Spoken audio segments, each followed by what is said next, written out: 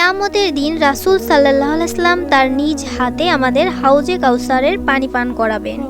এটা হবে এক অকল্পনীয় দৃশ্য।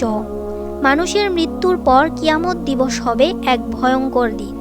সেই দিন সূর্য মানুষের মাথার কাছে চলে আসবে, যার ফলে মানুষ পিপাসায় ছটফট করতে থাকবে।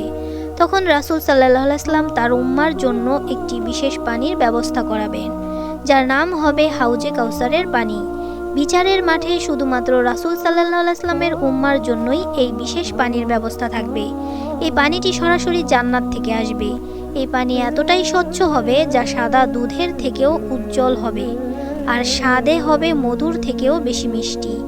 এই হাউজে কাউসারের পানি যে একবার পান করবে সে আর কখনো পিপাসিত হবে না। সুবহানাল্লাহ। যুগ যুগ ধরে এত নবী রাসূল এসেছে, অথচ তাদের উম্মা এই পানি পান করতে পারবে না।